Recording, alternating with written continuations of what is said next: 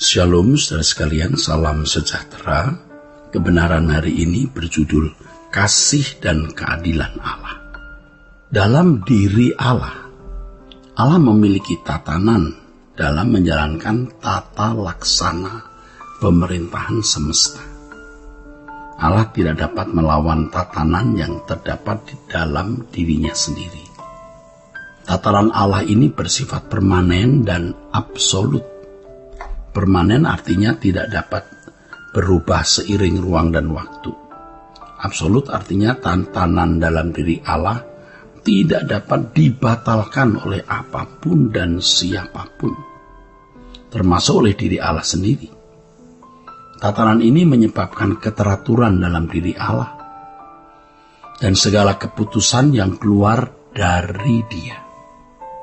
Saya ulangi, tatanan ini menyebabkan keteraturan dalam diri Allah dan segala keputusan yang keluar dari diri Allah. Tidak ada kontradiksi atau inkonsistensi yang dapat ditemukan dalam diri Allah.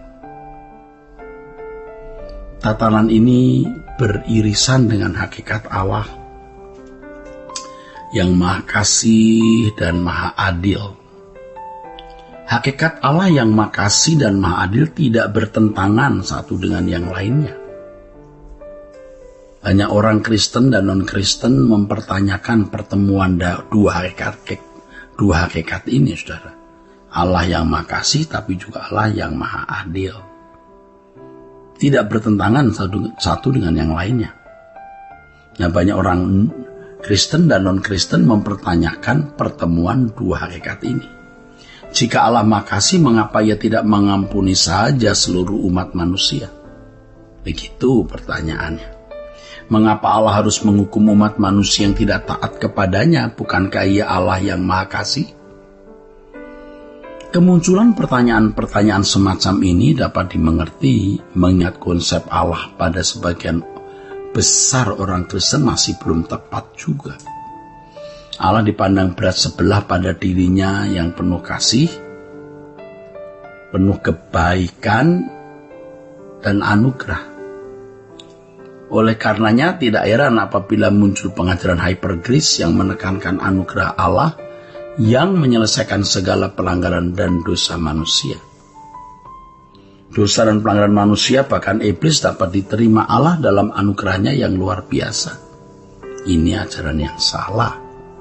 Anugerah semacam ini dapat dilihat sebagai anugerah murahan yang muncul dari pengenalan akan hakikat Allah yang tidak berimbang. Di sisi lain ada kelompok yang menekankan keadilan dan ketegasan Allah. Akibatnya sosok Allah dilihat sebagai sosok yang garang, penuh murka, dan tidak berbelas kasihan. Saudaraku, pandangan semacam ini telah muncul sejak abad pertama berdirinya gereja yang diwakili oleh sosok Marcion atau Marcion. Marcion melihat Allah Perjanjian Lama dan Allah Perjanjian Baru adalah Allah yang berbeda. Allah Perjanjian Baru dipandang sebagai Allah yang penuh kasih, sedangkan Allah Perjanjian Lama adalah Allah yang jahat, garang, dan tidak berbelas kasihan. Akibatnya, Marcion menolak Perjanjian Lama sebagai kitab-kitab untuk mengajar umat. Marcion juga melihat ketegasan dan keadilan Allah dalam Perjanjian Lama secara fatalistis dan tidak berimbang. Padahal Allah dalam Perjanjian Lama adalah Allah yang sama yang ditemui pada Perjanjian Baru dalam Yesus Kristus. Allah dalam Perjanjian Lama adalah Allah yang mengasihi umatnya dan penuh anugerah. Sehingga Allah tidak memperhitungkan keadaan awal Israel ketika menebus mereka keluar dari Mesir. Jika sekiranya Allah melihat kepantasan dan kelayakan Israel, tentu mereka tidak akan dibebaskan dari Mesir. Namun pada faktanya Allah tidak memperhitungkan kepantasan dan kelayakan Israel ketika membebaskan bangsa itu dari Mesir. Allah setia pada perjanjiannya terhadap nenek moyang bangsa Israel. Allah setia terhadap Abraham, Ishak, dan Yakub. Saudaraku, sesungguhnya sisi kasih dan keadilan Allah tidak dapat terpisahkan. Keduanya adalah hakikat Allah yang tidak terpisahkan atau non-dualistik. Dalam kasihnya Allah menerima semua manusia melalui penebusan Putra Tunggalnya. Allah tidak memperhitungkan kepantasan dan kelayakan manusia ketika Allah menyatakan kasih dan anugerahnya. Ketika Ia mengasihi dan menerima manusia, itu berarti Allah sungguh-sungguh menerima manusia tanpa syarat. Allah tidak berpura-pura menerima atau memaksa dirinya untuk menerima manusia. Ia adalah Allah yang kasih adanya. Namun di sisi lainnya, kasih Allah tidak membuat diri Allah kehilangan kedaulatan untuk menegakkan keadilan, saudaraku. Dalam kasih-Nya Allah menegakkan keadilan secara bersamaan sebagai hakim yang membalas setiap orang menurut perbuatannya.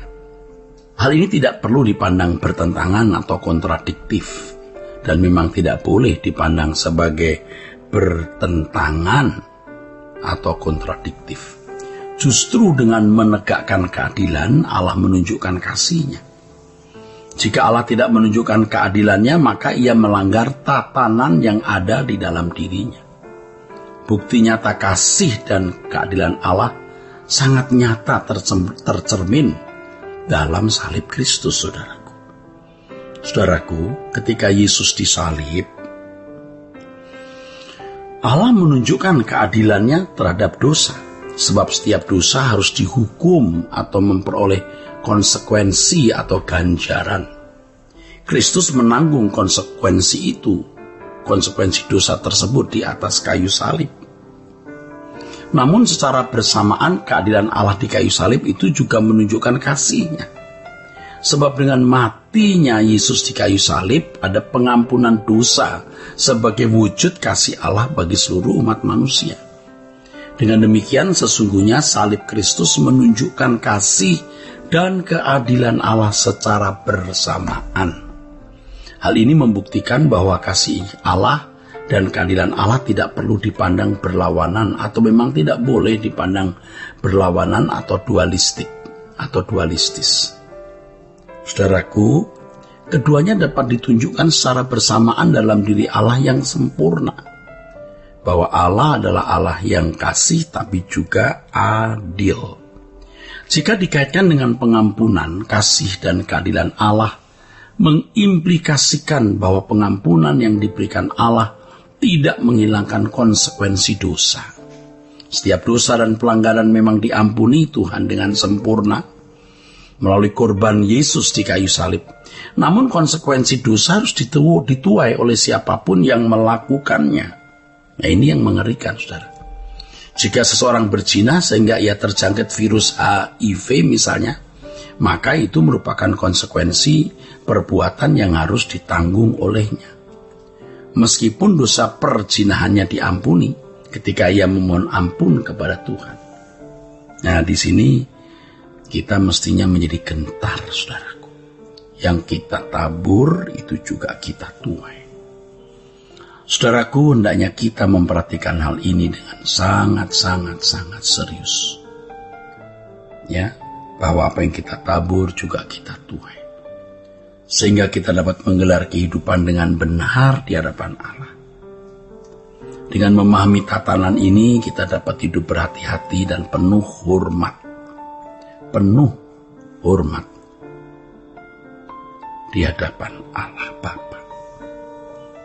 Saya tegaskan, saudaraku, dalam kasih-Nya Allah menegakkan keadilan secara bersamaan sebagai hakim yang membalas setiap orang menurut atau sesuai perbuatannya. Kiranya kebenaran hari ini memberkati saudara sekalian. Sola Gracia.